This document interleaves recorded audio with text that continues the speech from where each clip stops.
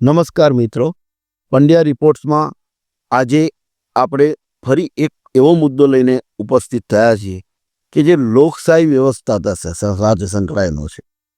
આજે આપણે અઠવાડિયાથી જોઈએ છીએ કે મહારાષ્ટ્રની અંદર એક મનસે નામના સામાન્ય પક્ષના નેતા રાજ ઠાકરે એ પોતાના દિમાગની અંદરથી ઉત્પન્ન થયેલી એક ગંદી સોચ લઈને આ દેશના લોખંડી પુરુષ પૂર્વ ગૃહમંત્રીના ગુજરાતના પનોતા પુત્ર સરદાર વલ્લભભાઈ પટેલ સાહેબને ટાંકીને અને સ્વર્ગીય વડાપ્રધાન શ્રી મોરારજી દેસાઈને ટાંકીને કેટલીક એમને कॉमेंट करी है.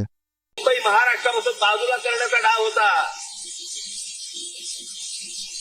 तो कोणाचा होता? काही गुजराती व्यापाऱ्यांचा होता आणि काही गुजराती नेत्यांचा होता. मी एकदा पुस्तक वाचत असताना आचार्य अक्षरांचं पुस्तक वाचत असताना मला धक्का बसला की मुंबई महाराष्ट्राला मिळू नये याच्यासाठीचं पहिलं जे बोललं गेलं ते कोणाकडनं बोललं गेलं? वल्लभभाई पटेलांनी सांगितलं की मुंबई महाराष्ट्राला देऊ नका म्हणून. वल्लभभाई पटेलांनी ज्यांना आजपर्यंत आम्ही लोह पुरुष म्हणून मानत आलो, या देशाचे गृहमंत्री, आम्ही त्याच्याकडे आदराने आजपर्यंत पाहत आलो. तुम्ही महाराष्ट्राला विरोध केला, त्यावेळेला महाराष्ट्रामध्ये आंदोलन झाले, त्यावेळेला हे मोरारजी देसाई गोळीबार करून लोकांनी ठार मारले होते, मराठी माणसाला ठार मारले होते ते महाराष्ट्रात. गेले अनेक वर्षांचा यांचा मुंबईवरचा डोळा आहे, अनेक वर्षांचा. એ કોમેન્ટને ઇતિહાસ સાથે કોઈ લેવા દેવા નથી. આવી કોઈ ઘટના બની હતી એની સાથે બધાએ ના પાડી, કોઈ લેવા દેવા નથી. ત્યારે આ રાજ ઠાકરે એક મુંબઈના કોર્પોરેશનની ચૂંટણીની અંદર પોતાના પક્ષને જીતાડવા માટે, પોતાની તાકાત બતાવવા માટે, પોતાના દિમાગમાં જે ઉત્પન્ન થયું એ લોકો સમક્ષ આપવાની વાત કરી છે. આજે આ લોકશાહીની અંદર અત્યારના નેતાઓને શું સમજણ પાડવી કે તમે આવા નિવેદનો જે પોતાના સ્વાર્થ ખાતર, પોતાના પક્ષના સ્વાર્થ ખાતર, આ દેશની અંદર ઘણા વખત આ ચાલ્યું છે. આપણે જોઈએ છે એ ભાજપના નેતા હોય, કોંગ્રેસના નેતા હોય, આમ આદમી પાર્ટીના નેતા હોય કે ઓએસસી પાર્ટીના નેતા હોય, કોઈ પણ પાર્ટીના નેતા હોય, ક્યાંક ને ક્યાંક એમને પોતાના સ્વાર્થ ખાતર, સત્તા ખાતર આવા નિવેદનો કર્યા છે. આજે આપણે આ વસ્તુ સમજવાની કોશિશ કરવાની છે કે તમે લોકશાહી વ્યવસ્થા, આજે લોકશાહી વ્યવસ્થા ભારત દેશની અંદર છે તો એ વિશ્વની અંદર આપણને એનાથી કેટલું બધું માન મળ્યું છે. આવડા મોટા દેશથી 125 કરોડ ઉપરની વસ્તીની અંદર લોકશાહી વ્યવસ્થા ચલાવી એ કંઈ સામાન્ય બાબત નથી. અને છતાં પણ આટલું સરસ રીતે વહીવટ ચાલે છે.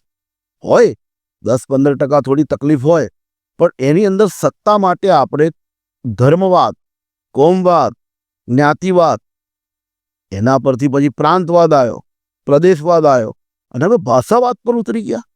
શરમ આવી જોઈએ આ નેતાઓને. તમે કેવા નિવેદનો કરો છો? શું આ માટે આપણે આ લોકશાહી શાસનની રચના કરી હતી? આ તમારા દિમાગમાં ગમે ત્યારે જે વસ્તુ ઉત્પન્ન થાય એને પબ્લિક સમક્ષ મૂકી દેવી. તમે જનતાનો તો વિચાર કરો. કેટલા મુદ્દા છે. બેરોજગારીનો મુદ્દો છે, શિક્ષણનો મુદ્દો છે, વિકાસનો મુદ્દો છે, ખેતીવાડીનો મુદ્દો છે, યુવાનોનો મુદ્દો છે, ઘણા બધા મુદ્દા છે. અને તમારા મહારાષ્ટ્રની જો ચર્ચા કરી હોય તો રોજ તમને તો ઢાંકણીમાં પાણી લઈને ડૂબી મરવું જોઈએ. આ બધી બહાદુરી તઈ બતાવી જોઈએ. રોજ 8 ખેડૂતો આત્મહત્યા કરે તમારા રાજ્યની અંદર. શું કરો છો? આ દેશનો, જગતનો તાત, આ ધરતીનો માલિક, જે દાણો રોપીને 1000 દાણા પેદા કરીને લોકોનું પેટ ભરે છે, એ આત્મહત્યા કરીને મરી જાય તો તમે ત્યાં રાજ્યની અંદર સરદાર વલ્લભભાઈ પટેલ સાહેબની વાતો કરો. તમને શરમ આવી છે.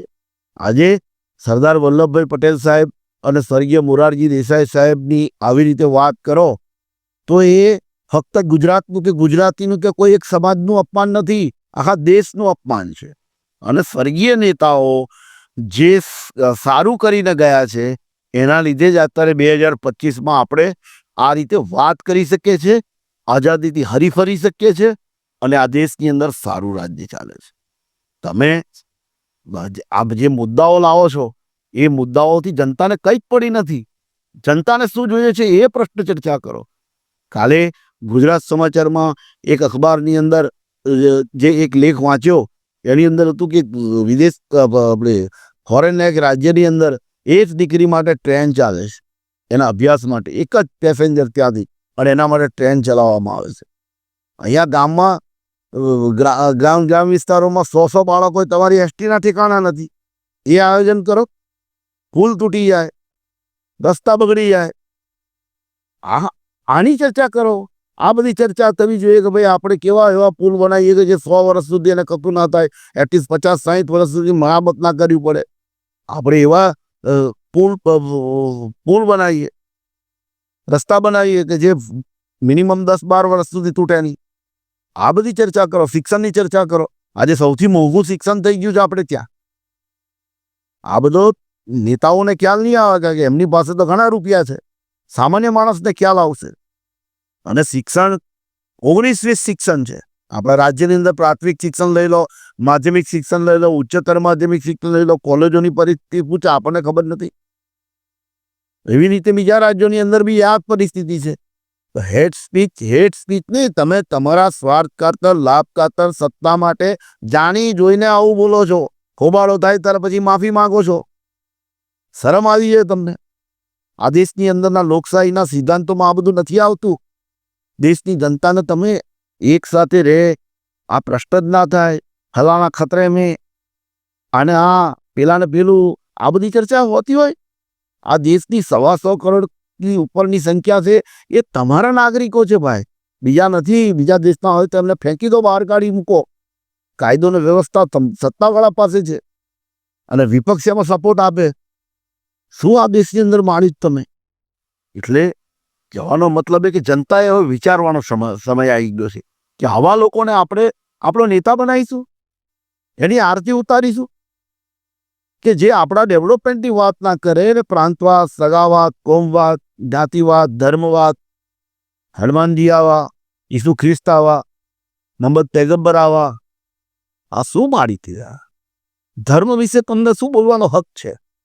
અને ધર્મ એ માણસની વ્યક્તિગત સ્વતંત્રતા છે.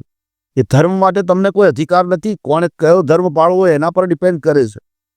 અને એના 4 દિવાલની અંદરની વાત છે, એને તમે બહાર લઈ આવ્યા. દરેક ધર્મ તમને માનવતા શીખવાડે છે. અને ધર્મના ગુરુઓ એ પણ જુઓ તો કેવા નિવેદનો આપે છે. આપણે ભૂતકાળમાં જોયું છે, અત્યારે પણ આપણે જોઈએ છે. ભાઈ તમે તમારા ધર્મને વિકાસ એવો કરો, તમારા ધર્મને એવો બનાવો આચાર વિચાર સાથે કે કોઈ એની સામે બીજો તાકાત નથી કે તમને તકલીફમાં મૂકી શકે, છેતરી જાય, તમને હેરાન કરે. એ તો કરવું નથી સાહેબ. આ બધું રાજકારણ છે, પોલિટિક્સ છે. અને આવા નિવેદનોથી જનતાએ દૂર રહેવું જોઈએ. આવા લોકોને ટેકો પણ ના આપવો જોઈએ. આ ઉપરાંત મહારાષ્ટ્રના મનસેના નેતા, યુવા નેતા એવું કહે છે કે મરાઠી ના આવડતી અને મારો, અને મારો તો કાનની નીચે મારો, અને એનો વિડીયો ના બનાવશો. त्यांना मराठी आली पाहिजे याच्याबद्दल वाद नाही. विनाकारण उठसूट काही मारामारी करायची गरज नाही आणि मारायची गरज नाही. पण जर जास्ती नाटकं केली तर कानाखाली आवाज काढलाच पाहिजे तुम्ही. ભાઈ મરાઠી ના આવડતી હોય તો અમારે ગુજરાતીઓ એવું નક્કી કરશે કે ભાઈ એને ગુજરાતી ના આવડતી હોય તો એને મારો. કેટલાય લોકો મરાઠી લોકો અહીં રહે છે. રાજસ્થાની લોકો નક્કી કરશે, યુપીના નક્કી કરશે કે હિન્દી ના આવડતી હોય તો મારો આ લોકોને. આપણી રાષ્ટ્રભાષા ડંકાની ચોટ પર હિન્દી છે, અને રાજ્યની પ્રાદેશિક ભાષાઓનું પણ એટલું જ મહત્વ છે. દરેકનું જગ્યાએ પોતાની ભાષાનું મહત્વ એટલું જ છે. અને અંગ્રેજી ભાષા હોય તો એ પણ આપણે શીખવાની કોશિશ કરવી જોઈએ. દરેક ભાષા શીખવાની કોશિશ કરવી જોઈએ, પણ એવો મતલબ એવો નથી કે આને ના આવડતી હોય તો આને મારો.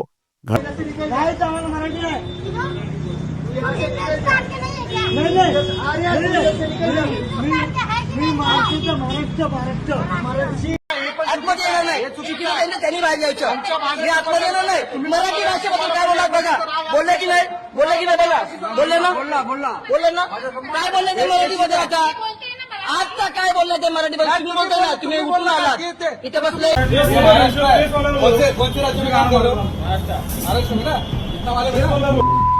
महाराष्ट्र में कौन सी भाषा बोली जाती है?